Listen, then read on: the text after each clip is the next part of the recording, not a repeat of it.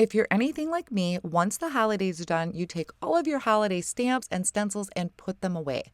But wait, today's video, I'm going to show you how you can take your holiday stencils and stretch it past the holidays to make an all-occasion greeting card. Hi everyone, I'm Mindy Eggen and welcome to my channel. Be sure to subscribe, like, and share this video. Now let's jump into the project. The stencil that I'm going to be using today is the Nordic Snowflake stencil. This is a two-piece stencil. Now there is a base layer which has like the entire design, and then the top layer of the stencil kind of enhances areas of the design. So I will be using both of them, and my plan is to use a glimmer paste on that top stencil. Now the first thing I want to do is step away from Christmas colors. Even though this has kind of a snowflake pattern, I'm going to get away from the traditional blues or even purples. I have a piece of light pink cardstock. This is actually Pink Lemonade from Concord and 9th. I put a little bit of repositionable tape on the back to hold that down to my grid paper. Then I secured the first layer of the stencil over the top using some Spellbinder's Best Ever Craft tape, and I'm going to ink blend on Pink Lemonade ink. So it's going to be tone on tone. There was a darker shade of ink that I at first picked but thought that would be just too dark. I wanted it something subtle. Now I still have that first layer of the stencil in place, and I'm going to bring in Honeysuckle ink. So this one is a little bit darker, and I'm going to kind of enhance the centers of that Nordic snowflake design using a small blending brush. After I have all of those centers filled in, I can remove this first layer of the stencil, and then I'm going to bring in the second layer. So I will once again secure this down with my Best Ever Craft tape, and I'm going to add some Nouveau Glimmer paste. This is Moonstone Nouveau Glimmer paste, and I'm going to just pick it up out of the jar with my palette knife and spread this evenly over the open areas of the stencil.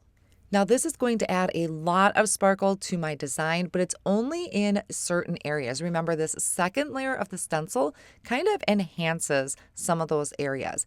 And also keep in mind that with this Moonstone Glimmer paste over any type of pink or red ink, it can change that shade just a little bit. So I'm going to peel off my stencil.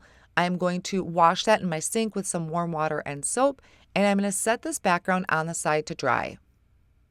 For the focal point for the front of my card, I am bringing out the Daisy Layers Bouquet, I believe it's called. All these supplies will be listed down below in the video description, and because it's such a springy look, I thought it would look really pretty on the front of my card and help kind of alter the fact that I just used a snowflake background.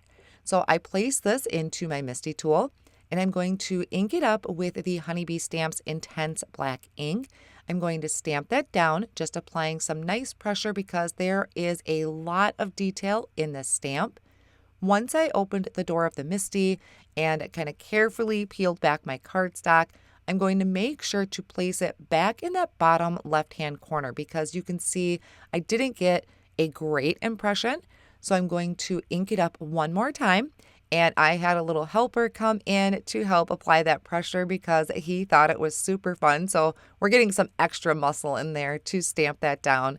And once I open the door of the Misti, I have a really nice, great impression here. This stamp also has a coordinating stencil that you can use to quickly color in your image, but I'm going to do some Copic coloring, but maybe not in the sense that I normally would. I took a light green Copic marker and I am just adding a line of color to one side of each of the leaves. That's just going to help give it a little bit of color, but I don't have to spend a lot of time on it. Then I took a darker color and I filled in some of those real small areas or those kind of branches that are sticking out on the edges.